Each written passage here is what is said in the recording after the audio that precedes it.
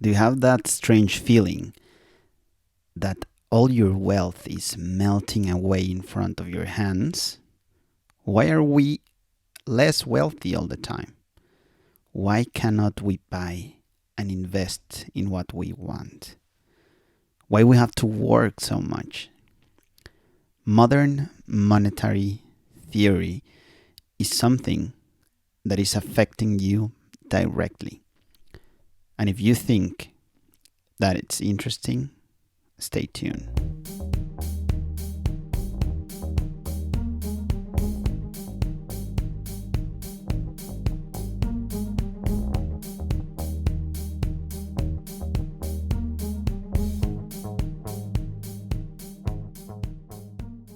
So modern monetary theory has gained a lot of traction in the US government lately. And it's a theory that governments are basically following to do their monetary and fiscal policy. So I don't want to make it so complicated, but we have to talk about money, we have to talk about banks, and we have to make a clear distinction: money from currency. Modern monetary theory recognizes fiat currencies have some value, and they also understand that there is a monetary demand and a monetary offer dictated by the rises and fall of the prices of the different fiat currencies. If you're a country and the demand of your currency stays constant, okay, but if the demand rises, it valuates in front of other currencies. Those monetary units that the state puts in circulation, it is supposed that they will bring some profits, but those profits are basically claimed in form of taxes. And that piece of paper that I as a state print, that piece of paper of monetary unit, there's no way that you pay it back in other forms of money other than my fiat currency that I make. So I don't give you another option to pay me unless you pay me with that bill. It could be Mexican pesos, it could be US dollars, Japanese yen, or any other that you want. So there is an obligation that is intrinsically attached to that fiat currency, because you have to use it to pay taxes or sanctions, obligations claimed by the government. So if I, as being the government, I print money, I know that that money has to come back some way because I'm lending it to you. It can be augmented or reduced when I want. So citizens are obliged to pay that currency. So because of that, they will demand it. In order for you to don't go to prison because of evading taxes, you need to consume that currency, right? So you don't have the freedom to use another type of fiat currency to interact with your own government. So I see that governments right now are not concerned about default of the debt, because basically the state cannot default. The states have the monopoly of the printing press, the right to issue currency, the monopoly of violence, the monopoly to control, and the monopoly to perpetuate their own power. And finally, the monopoly to consume whatever they really want. Right now there is like 6.5 million or 7 million of unemployment rate in the US, but it cannot default. It has a 25 approximately trillion debt, but no one is caring about that. Politicians are hiding behind these theories, playing the smart guys, and other theories that are right now taking tractions in the monopolies of the states. Basically, they tell you that you can finish all that unemployment because you can intervene and end up paying for it. People in need put their time in on offer and the state pays for it. This is manpower available in the market, and the government can basically pay for them. And all those that sell their working hours, they can help you to produce something. So governments right now are running away from deflation. Deflation is basically one of the worst things that it could happen to a state. States compete with each other for power, and this way other countries could be more powerful than others, subjecting the more vulnerable states, enslaving them to reach their national interest because they cannot issue debt and they cannot keep buying things. The machine stops. In times of deflation, it is very attractive to use this modern monetary theory because some governments, yes, they are worried about the debt, and basically most of them, they are like third world countries. So the MMT, it says that you don't have to worry when you want to fight against unemployment. So, but what about the inflation? So if you inject liquidity into the into the system, into the economy, at the end, the prices of the assets will absorb that excess of fiat currency. So prices will absorb like a sponge that excess of monetary units. These fiat currencies gave us the privilege to exchange services and goods in a very easy way because everybody agrees, everybody is basically blind enough to trust, use, and collect these pieces of paper and exchange goods and services. So you have to take into account that fiat currencies don't hold value for a long time, but they must have certain advantages, right? So why should citizens of a state collect and store fiat currencies?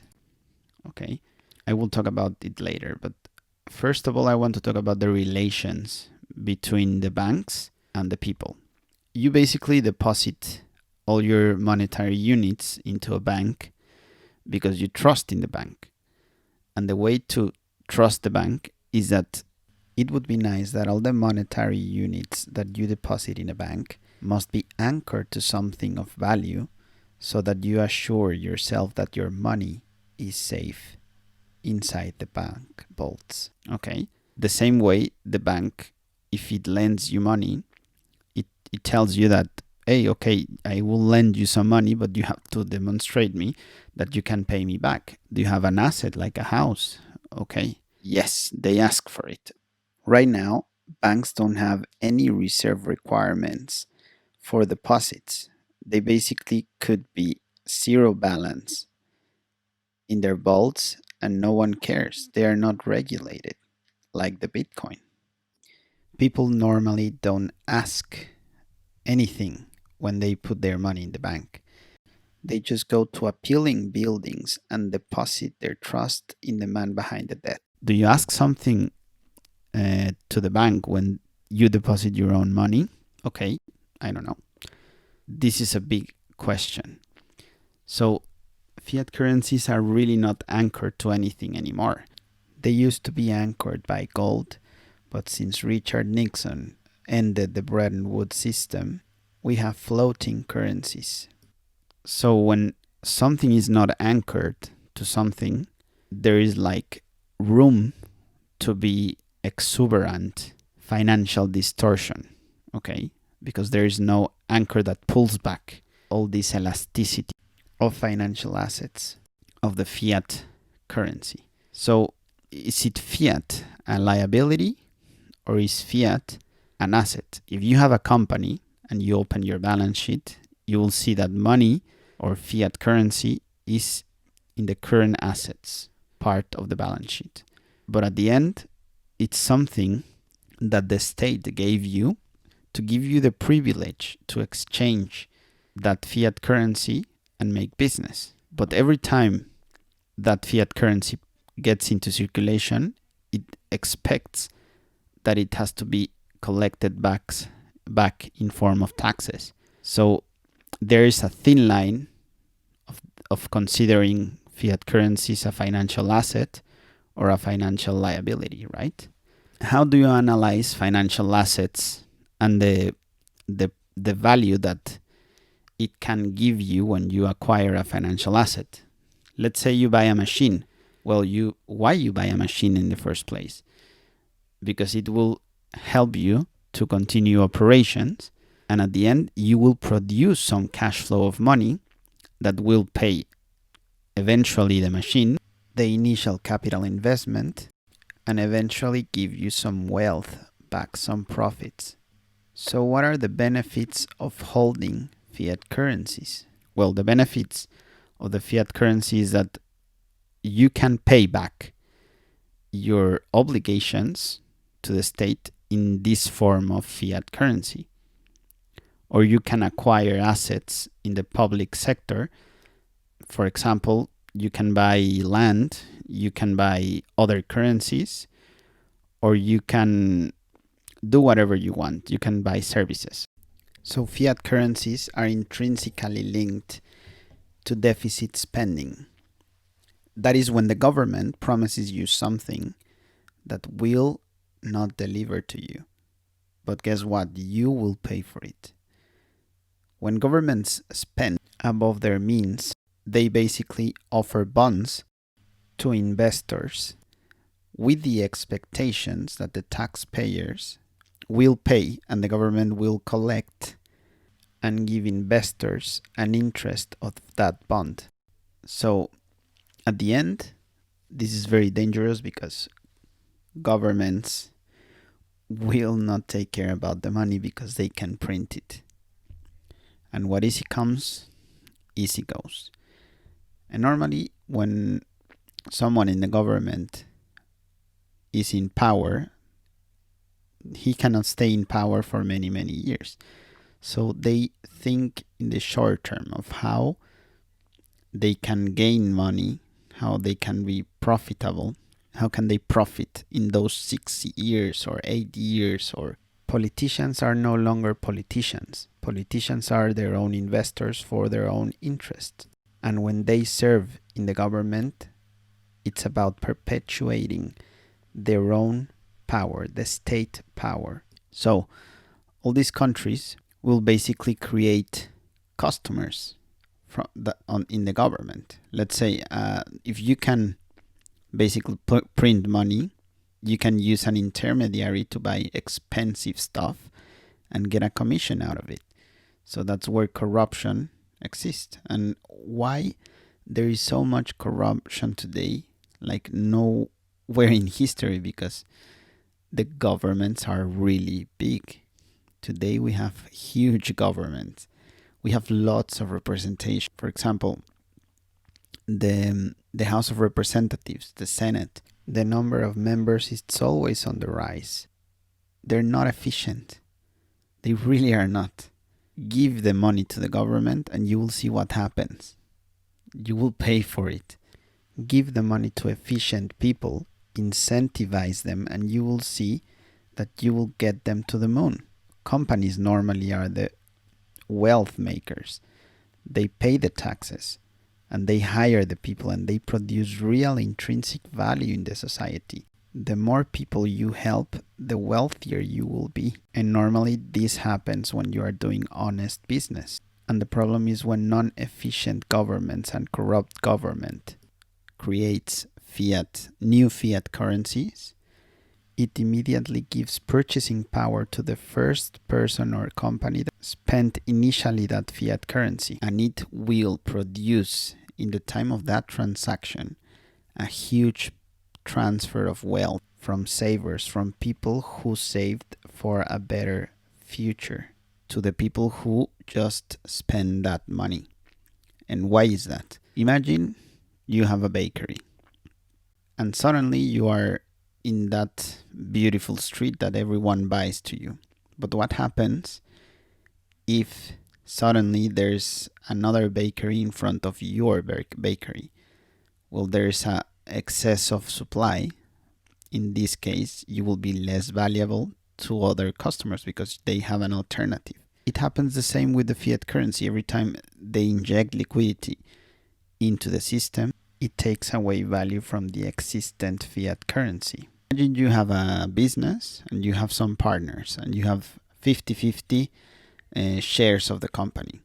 And every time they inject liquidity, it's like if another partner comes in and says, okay, now from the 50-50% of your company, I will take 20% of your profits because I decided to issue some shares of your company.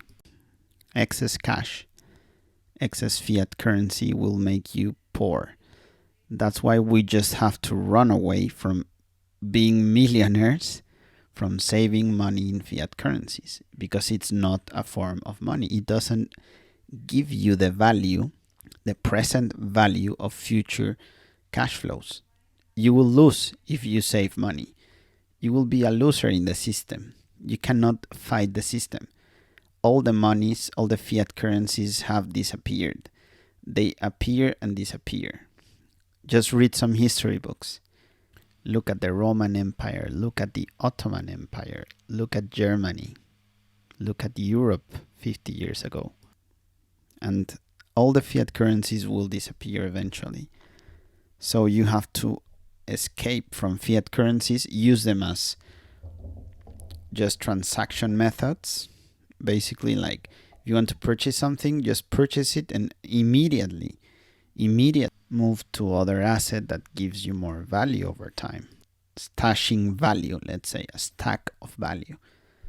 And normally silver and gold tend to be a good store of value.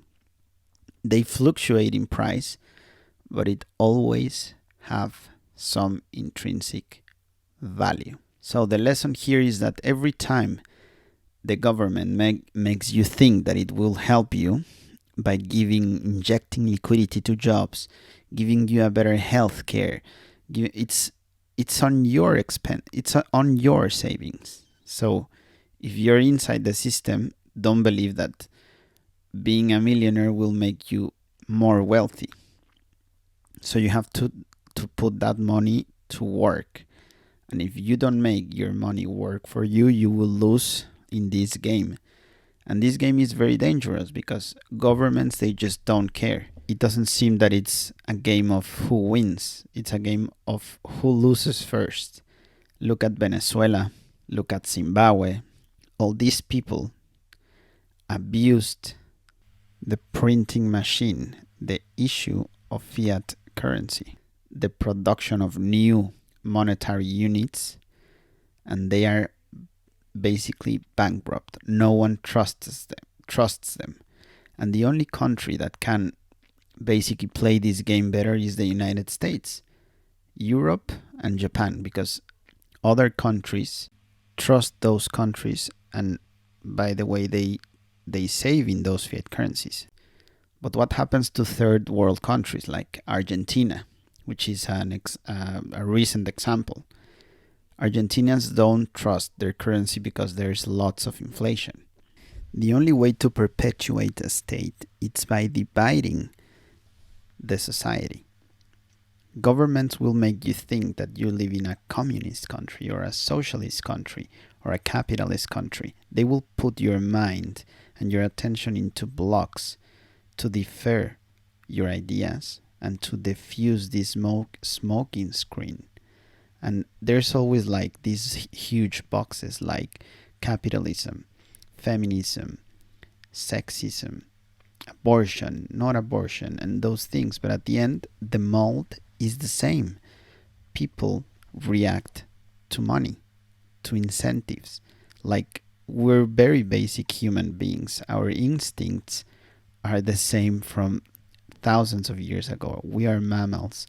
We reaction to fear and greed, to our emotions. So government will play with your emotions, but at the end, the monetary system is the same.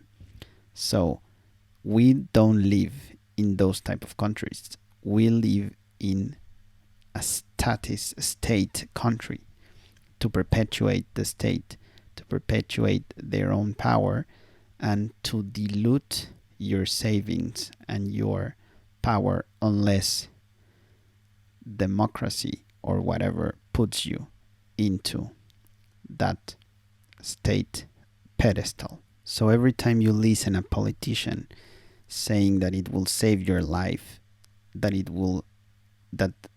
they need to spend money to save you, they're basically stealing away from you. But you don't notice. It's silently taking away wealth from you and making them transferring your wealth to them or to the first person that got the debt.